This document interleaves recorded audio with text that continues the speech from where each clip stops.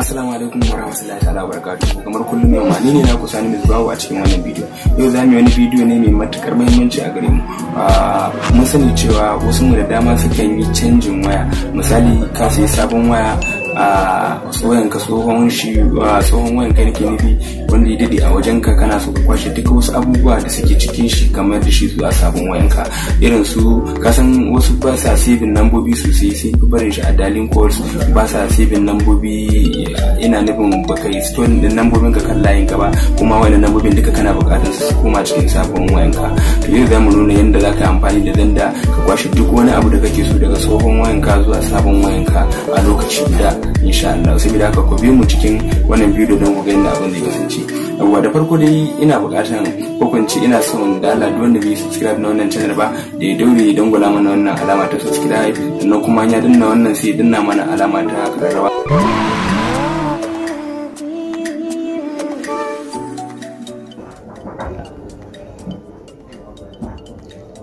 Yawwa masha Allah, to bari mu fara yanda abin yake.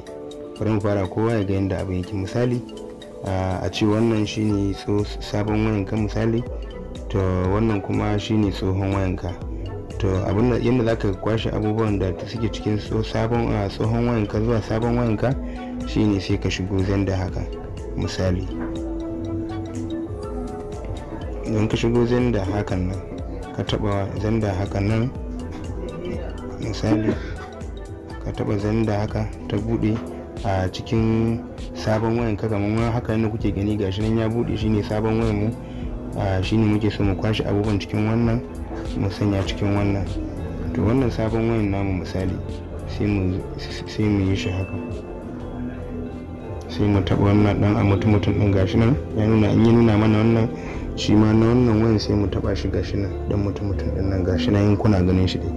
Yawa idan ya nuna maka wannan shafin sai ka kirga gashi nan message connect to PC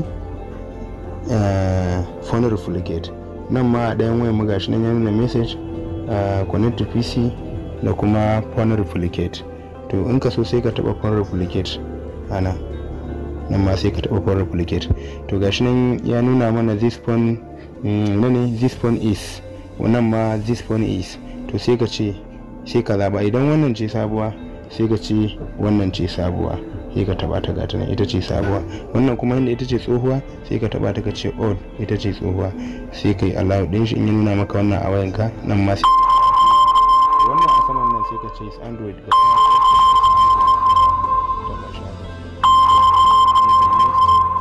to sai ka dan saurara kokari sai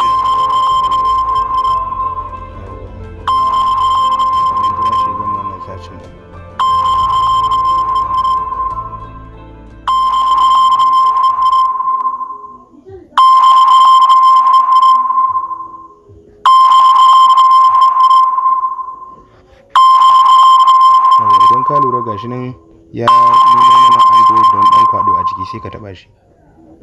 Yawa in ya nuna maka wannan scanning QR din nan, to zaka dauka hoton shi haka misali.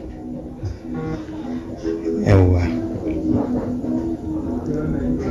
to yanzu ga wayoyi nan za su haɗu insha Allah. Gashi nan ya nuna maka zaɓuɓɓuka da yawa a cikin ainihin sabon wayanka. To in kana son lambobi ne sai ka taba contacts kamar haka, zai ce allowed sai kai allowed din shi a cikin sabon wayanka. Gashi na ya nuna cikin sabon wayanka. Yawwa sai ka taba message da shi ma kana bukatan shi. In ka taba message haka sai ka taba kuma su hotuna in kana so ka gan su nan, su videos in kana so, su music in kana so, su application in kana so, gaba ɗayan su ga su nan sai ka taba. In ka taba sai ka danna import gashi nan. To ga abin da zai nuna maka nan, yanzu ka gan shi nan yana kwashe abubuwan cikin tsohon wayanka zuwa sabon wayanka. Yanzu hotuna sun gama shiga, videos ga su nan su ma za su yi kokari su shiga cikin sabon wayanka.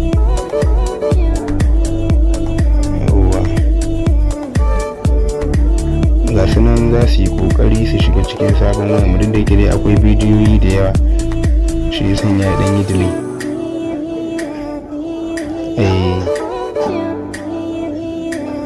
amma za su shiga insha Allah.